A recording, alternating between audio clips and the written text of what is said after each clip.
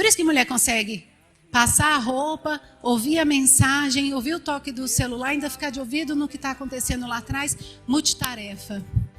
Só que é aí que vem o problema, irmãs. É nesse momento que a gente pode pecar. Porque se você se comporta em demasia, você se expressa em demasia, excessos, poucos são permitidos na Bíblia. Na verdade, os excessos que são permitidos são todos benéficos à nossa saúde. E nós vamos falar mais para frente. Quando o Senhor nos fez com esse tipo de cérebro, Ele estava dando a nós especializações. A Lúbia é mulher, Márcio, o homem. Deu uma especialização à Lúbia e uma especialização ao esposo dela, o Márcio, para que juntos eles expressassem a autoridade de Deus, o governo, porque o governo é conjunto. Veja, a Lúbia, como mulher, o cérebro dela, nosso cérebro, ele enxerga diferente do homem. Por que o cérebro que enxerga? Eu capto aqui, ó, a imagem, mas quem está fazendo toda o processo aqui, o processo de enxergar é o cérebro, tá? A Lúbia, como mulher, como é que a visão dela se processa no cérebro? A visão dela é larga e curta. Já a visão do Márcio é estreita e longa. Por quê? Quem vê ao longe governa, sabe onde vai chegar. Mas quem vê curto, percebe a emergência, urgência. Então, quando eu vejo longe, governo. Quando eu vejo perto, pessoas. O cérebro do homem foi processado para compreensão, porque precisa compreender para governar. O da mulher foi processado para empatia, porque cuida de pessoas. Então, veja, se o homem governa sozinho, olha a catástrofe. Mulher sozinha. Mulher sozinha, eu estou enxergando aqui curto, perto, eu percebo muito mais, porque eu estou vendo o que está acontecendo aqui, do que o homem que só está olhando lá longe. Isso é fato, ok? Não estamos falando de melhor ou pior, porque eu estou dizendo aqui que é necessário tanto um quanto o outro para se processar o governo. Eu estou aqui enxergando tudo perto, eu só estou lidando com urgência. Se eu só apago incêndio, eu morro queimada. Não morro? Mas o homem só enxergando lá longe, o que acontece? Ele tropeça em detalhes, em objetos, em pessoas. Tropeção em pedra pode dar traumatismo craniano. Então, nem homem nem mulher é melhor um do que o outro, porém são complementares. E nós somos sensíveis, sim, não emocionais. Temos nos comportado como pessoas irreflexivas e emocionais, mas nós somos sensíveis porque o nosso Deus é sensível. Porque Deus diz que ainda que uma mãe abandone o seu filho de colo, Ele não abandonaria. Esse é o nosso papel. Então, se você é mulher, exerça a sua função. Porque ser mulher só geneticamente, para o Senhor não faz diferença alguma. Uma mulher sintonizada com o coração do Pai, ela expressa o Pai dela aqui. Esse é o papel. E aí nós vamos para o que realmente interessa. O Senhor quer que nós sejamos mansas no nosso procedimento, apesar de intrépidas, resolutas, diligentes, inteligentes, uau, faço e aconteço, mas porém com espírito manso. Em 1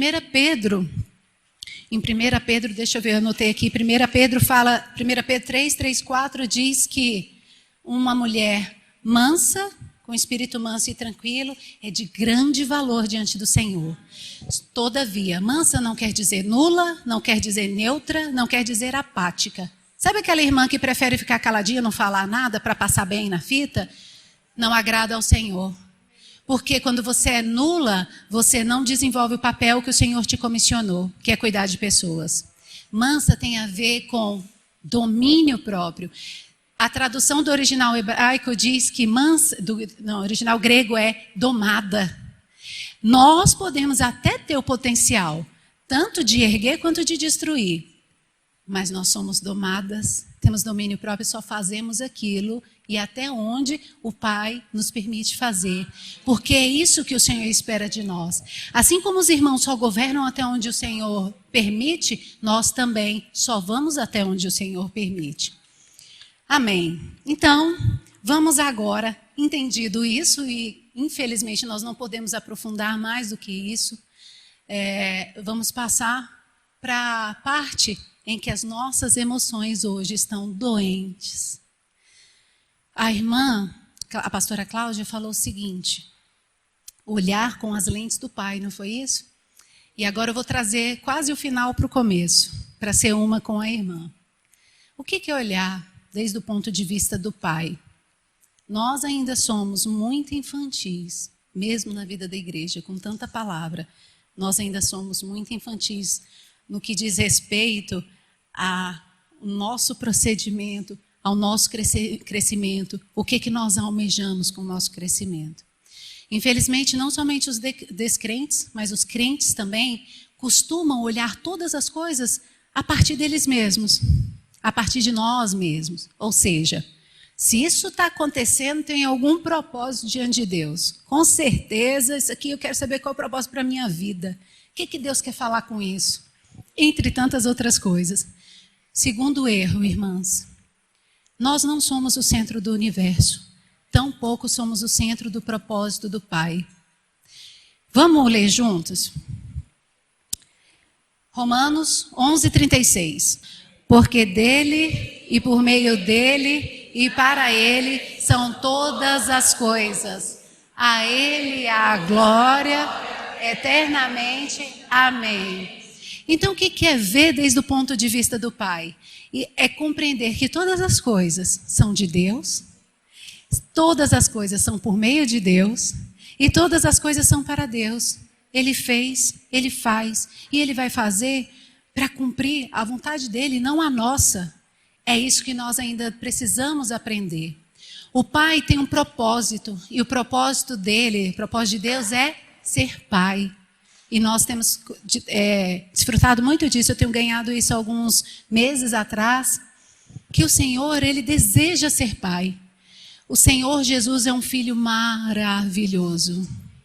Pensa no Senhor agora. Cada uma realiza aí dentro do seu pensamento o que o Senhor representa para você.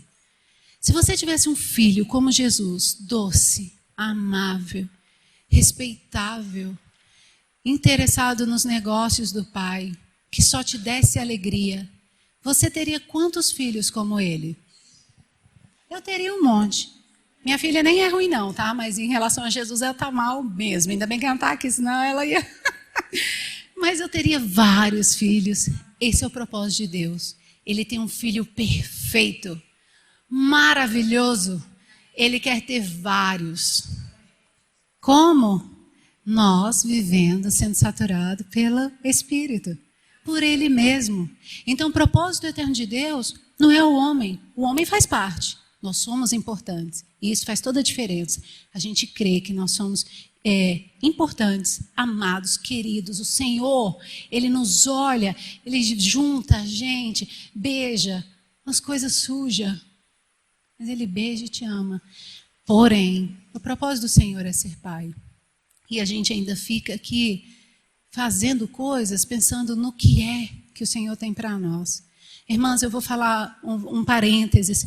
Eu peço ao Senhor que dê luz. Tá? Nós tenhamos luz sobre o que eu estou falando. Muitas vezes a gente fala assim, eu vou reinar. Eu quero reinar. Eu vou... Todo cheio, tem dia então que a gente até cospe. Está tão cheia do Espírito. Não está errado, não. Nós vamos reinar, tem que querer reinar. É esse o anseio do nosso coração. Só que quando eu falo assim, ó, eu vou reinar, eu ainda estou falando do meu ponto de vista. Ainda tem muito ego nisso. Por que eu estou amadurecendo? Porque eu vou reinar. Nós amadurecemos para que nós possamos ser os filhos que Deus merece ter. Nós amadurecemos, primeiro, não por causa do nosso propósito de reinar, mas nós amadurecemos e alcançamos a filiação porque Deus quer ser Pai. Irmãos, isso é doce, isso é tremendo. Eu não sei o que isso tem, qual é o impacto que tem, mas eu digo para as irmãs diante do Senhor, no dia que eu vi isso, eu fiquei louca. Eu queria falar para todo mundo que o Senhor queria ser pai, tudo que o Senhor queria na vida é ser meu pai. Então, tudo que eu quero é ser filha. O Senhor Jesus, quando Ele esteve na terra, em nenhum momento Ele ficou preocupado se Ele ia reinar ou não, se o Senhor ia dar um nome que estivesse acima de todo nome, se Deus Pai ia colocar todas as coisas debaixo dos pés dele, ou a gente já viu alguma parte dessa na Bíblia, porque na minha não tem. Na minha só fala assim, que Ele se interessava pelas coisas do Pai. Ele só falava o que o pai mandava falar, ele só fazia o que o pai mandava fazer. Outro exemplo humano, para não parecer assim, porque tem gente que até hoje fala assim, mas Jesus era Deus. A gente entende, né? Que o Senhor era humano. Mas vamos lá, Davi era um homem segundo o coração de Deus. Mas tem algum momento Davi está tão preocupado com o reino, como é que ele vai reinar, como é que ele vai fazer? Ele estava preocupado, onde é que Deus ia habitar? Não era isso? Se ele tinha ofendido a Deus, e nem estou falando que ele é santo não, até porque lá na frente a gente vai ver outras coisas, né? E Davi está no meio.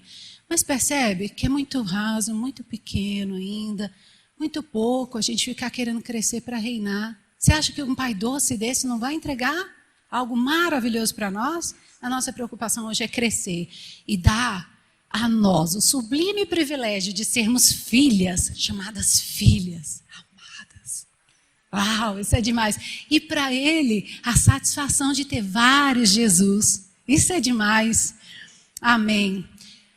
Nós aprendemos que o homem é tripartido. Não tem, eu já dei uma olhada em quase toda a plateia, eu não vi quase nenhum visitante, à exceção da minha querida amiga que está aqui. Só estou falando isso para ela saber que eu a vi. E é amada pelo Pai. Muitas pessoas hoje estão doentes na mente e no coração. E por se multiplicar a iniquidade, o amor de quase todos se esfriará. Quem já esteve no engarrafamento aqui alguma vez? Só? O resto está em casa ou então anda a pé, né? Eu ando de ônibus hoje em dia, muitos anos já de ônibus. É interessante a gente usar esse termo, né? Alguém liga e você fala, eu estou no engarrafamento. Como se o engarrafamento estivesse ali e você fora. E não, eu sou parte de um engarrafamento, está rolando aqui na ADF, não sei das quantas. Não é assim? Você é parte. Quando a gente fala assim, por se multiplicar a iniquidade, o amor de quase todos se esfriará, não está falando de sinais exteriores. Não está falando de terremotos, de mortes, de estupros, de tantas coisas. Está falando de algo que está acontecendo dentro de mim, dentro de cada um de nós. Quando nós temos uma mente doente, um coração doente, a voz do Pai não chega e a iniquidade se multiplica dentro de nós. Eu não sei como é que as irmãs têm visto as doenças emocionais e as doenças psicológicas, mas eu vou dizer uma coisa, eu tenho trabalhado 3 anos só com isso. Um dia eu pedi ao Senhor para me mandar embora do trabalho, passei quase 1 ano e meio orando para o Senhor me mandar embora para eu trabalhar 6 horas e servir o Senhor. Até hoje ele não me deu um emprego. Eu fui mandada embora depois de 1 ano e meio. Estou 3 anos desempregada, só trabalhando com irmãos, praticamente. E foi isso que eu pedi, eu sou grata ao Senhor, mas eu vou dizer uma coisa para os irmãos. Eu chego em casa, eu tenho que chamar meu esposo e orar. E eu tenho que jejuar, e eu tenho que acordar de madrugada, e eu tenho que me consagrar. Senão eu não dou conta de tudo que eu tenho ouvido e de tudo que eu tenho visto. A sociedade está doente? O que vocês acham? No meio cristão não está diferente. E agora que a gente tem que prestar muito mais atenção no que nós estamos falando, a seriedade do que está sendo trazido aqui. O amor se esfriará de quase todos. Quase todos é uma parcela considerável. Eu considero que é o quê? 80%, 90%. Porque quase todos é assim, ó. Isso aqui é um todo. Quase está aqui. Então, nessa parcela aqui, nesse auditório, se a gente fosse considerar, não considerar a misericórdia do Senhor, porque Ele prometeu e Ele vai cumprir. Mas se não fosse isso, 80%, 90% aqui, estávamos quase todos. Então, se 80%, 90% estamos quase todos, 80%, 90% está com a mente ou com o emocional doente. E se nós permanecermos dessa forma, ignorando que cuidar da mente e cuidar da emoção é um ponto crucial nas nossas vidas, quase todos vão cair. Quase todos. Então, a gente entende que a primeira coisa que nós temos que fazer é resguardar a nossa mente. A gente então volta, ó. Nós somos corpo, alma e espírito. A nossa alma tem mente, emoção e vontade. A vontade, ela é expressa como? Pelo comportamento, certo? Na nossa alma, a parte líder é a mente. Sendo assim, para que a nossa alma não seja doente, a gente tem que resguardar a mente, todo mundo fala isso. Um versículo que a gente bate muito na vida da igreja é Romanos 12, 2, que fala: e não vos conformeis a este mundo. Romanos 12, 2. Juntos? E não vos conformeis com este mundo, desculpa, eu estou com este século, mas transformai-vos pela renovação da vossa mente, para que experimenteis qual seja a boa, agradável e perfeita vontade de Deus. Mas eu quero ler um outro versículo com as irmãs, que é uma tradução da King James. Oh, Senhor Jesus, é o Provérbios 4, 23 da King James. Acima de tudo o que se deve preservar, guarda o íntimo da razão, pois é da disposição do coração que depende toda a tua vida. Olha só, acima de tudo que se deve preservar, guarda o quê? A mente, o íntimo da razão. Pois é da disposição do coração, emoção, que depende o quê? Toda a tua vida. Viver é se comportar, viver é fazer. Então, se a gente não guarda a mente, logo a nossa vida, provavelmente, ela vai definhando pouco a pouco. Mas a grande pergunta é, então como é que eu vou guardar a minha mente? O que eu faço para ter uma mente saudável? E aí a gente volta lá para a percepção, lembra? Como é que a gente percebe o mundo? Por meio do quê? Dos sentidos. São os sentidos que trazem as informações para a nossa mente. E entre os 5 sentidos, existem 2 que têm prevalência dentro da psicologia em relação à formação dos processos mentais, que é a visão e a audição. E são esses mesmos 2 sentidos que a Bíblia destaca. E nós vamos ver alguns versículos.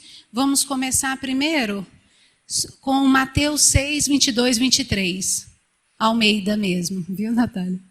Eu estou deixando a Natália desbaratinada, porque tem alguns versículos que a King James ela traz uma explicação, palavras mais inteligíveis, né? Ela está mais próxima da tradução. Então, vamos lá.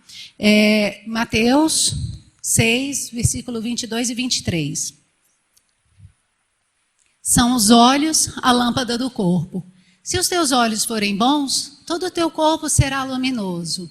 Se, porém, os teus olhos forem maus, todo o teu corpo estará em trevas. Portanto, caso a luz que em ti há sejam trevas, que grandes trevas serão.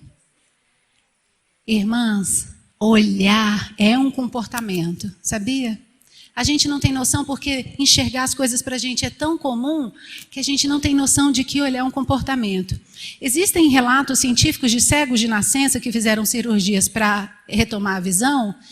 E quando eles recobram a visão, eles ficam com o olhar cego. Já viu a pessoa quando não enxerga, que fica assim, com o olhar perdido, vagando, cego? Assim a pessoa, ela recobrou a visão. Ela consegue ver, mas ela não consegue... Ela tem o potencial de ver, mas ela não consegue enxergar. Sabe por quê? Ela não consegue colocar o olhar. Ela não tem o comportamento de, quero olhar para o ar-condicionado, quero olhar para a Renilde, quero olhar para a Carlinha. Não consegue. Olhar é um comportamento. Quando o Senhor fala assim, em Mateus, não precisa projetar não. O Senhor fala em Mateus 6, 26, a primeira palavra é observai. Ele fala, observai os lírios dos campos, não é isso? Ele está falando assim, coloca o olhar. Porém, nós temos uma advertência grande aqui. A visão, entre a visão e a audição, a visão é a que nos corrompe mais facilmente. É a que nos leva assim, para o pecado. Doenças na mente. Por quê? Nós somos bombardeados com imagens, mídias digitais, mídias sociais. O que eu quero dizer com isso? Televisão, smartphone, todos aqueles Facebook, como diz o Ezra, Facebook, Instagram. Vamos falar igual ele para ser chique. Tudo isso bombardeia a nossa mente. E se nós não aprendermos a ter um comportamento de olhar adequado, a nossa alma está assim, o pé pegando fogo já. Isso é um alerta. Irmãs, quando a gente não ouve, não tem consciência da palavra, do que acontece, o Senhor vai nos julgar somente com aquilo que nós recebemos. Mas a partir do momento que a gente ouviu, e esse é o medo, o tanto que nós temos ouvido, né? A visão... ela tem a tendência de nos levar ao pecado, porque quantas vezes a gente olha para as pessoas de uma forma indevida, não é? Olha coisas indevidas, olha de forma indevida.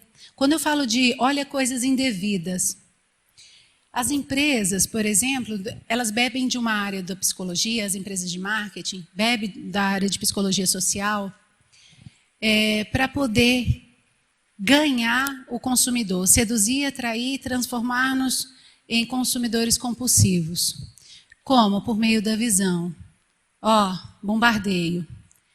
Aquilo que não era para você, você não tem necessidade, mas você está ali fuçando, passou a ser uma urgência. Não passou? Eu nem estou precisando de sapato, mas eu estou olhando. Eu procuro na internet, eu olho vitrine. Não é assim? E daqui a um pouco vai se criando uma urgência dentro de nós que não existe. E é aí que começa o adoecimento. Quando a gente aprende a olhar desde o ponto de vista do Pai, é a nossa salvação, porque quando eu olho a bolsa dessa irmã, eu vou olhar, se eu olho desde o ponto de vista do Senhor, eu só olho uma bolsa. Mas se eu olho desde o meu ponto de vista caído, eu olho uma bolsa que eu quero para mim, levar para casa. Estou precisando. Menina, não combina com a minha roupa outra. Eu nem gosto de fazer gracinha quando sou muito engraçadinha, não. Eu gosto de rir. Mas assim, eu fico besta, que eu tenho contato com muita gente. Tem gente que fala assim, eu preciso. Será que meu marido não entende? E eu vou te falar, é difícil. Não posso falar logo na hora que ela está louca, né? Eu tenho que esperar um tempo, até que eu crie intimidade. Então, a vontade que eu tenho é de falar, você está muito doida. Mas, Senhor Jesus, quando nós percebemos que a nossa maneira de colocar os olhos nas coisas, aquilo que nós temos olhado não gera vida, isso tem que soar um alerta. Quantas pessoas falam, irmãs, outro parêntese. Eu sei que muitas vezes as pessoas falam assim.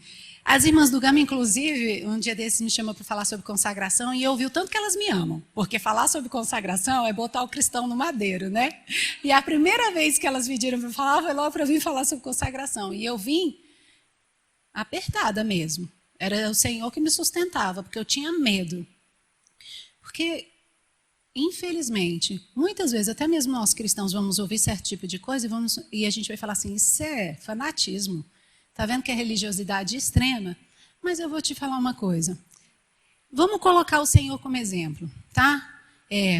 Vamos para uma coisa bem grosseira.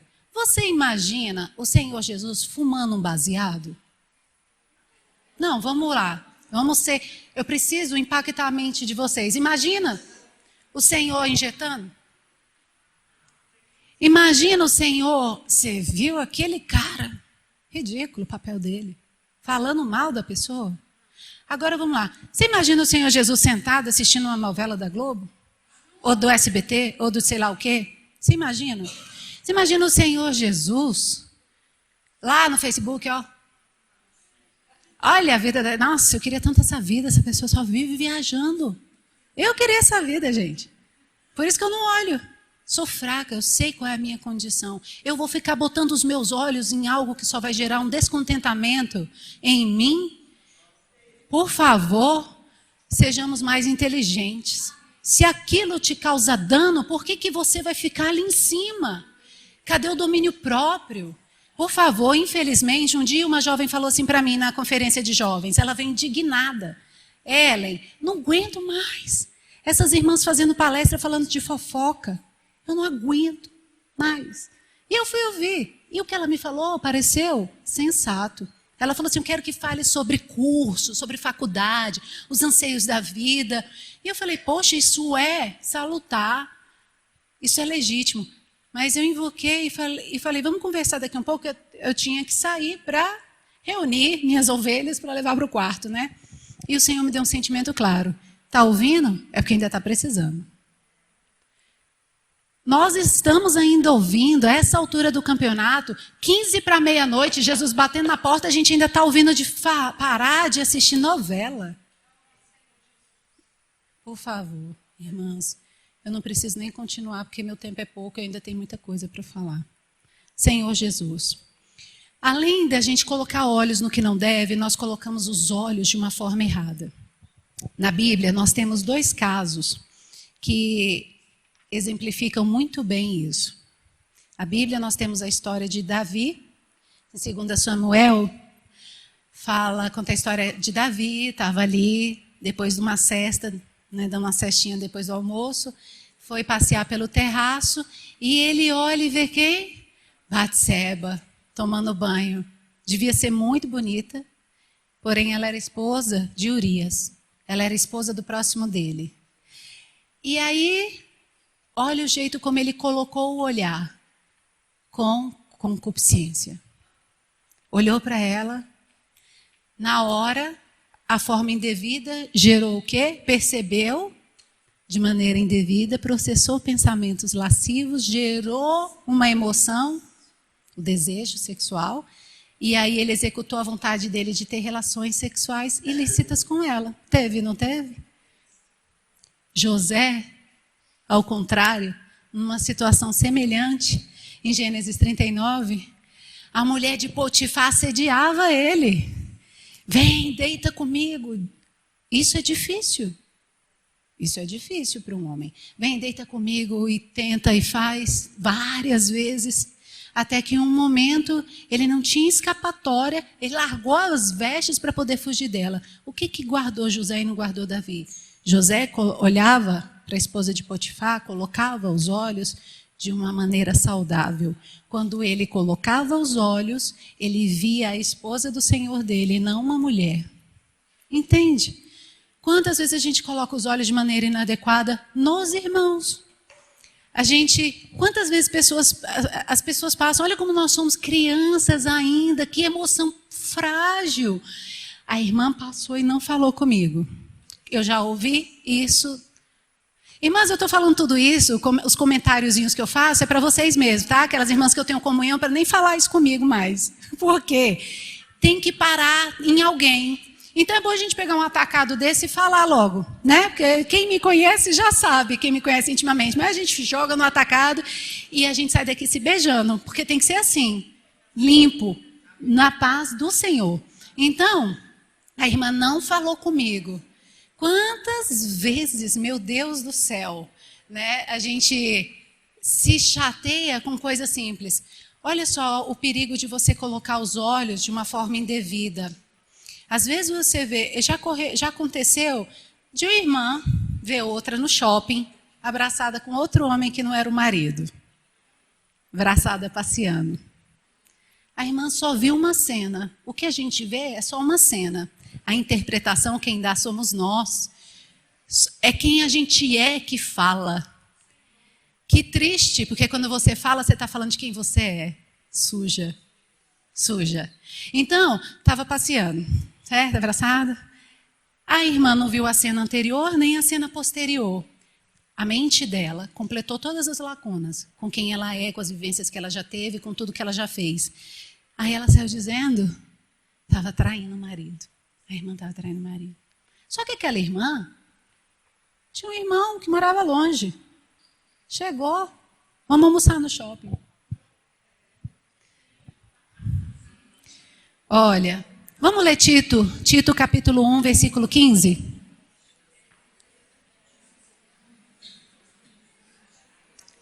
Eu amo esse versículo. Vamos ler juntas? Todas as coisas são puras para os puros, todavia, para os impuros e descrentes, nada é puro, porque tanto a mente como a consciência deles estão corrompidas. Olha, a irmã me olhou com um olho atravessado. Você seria uma poeta se tivesse ficado calada. É verdade, infelizmente. Quando a gente julga, quando a gente fala do outro, comenta, mas quer dar um ar de espiritualidade, só estamos comentando. A gente está expondo a nossa impureza. Quando a gente fala que o outro... Sabe, eu quero quebrar outro tabu aqui também.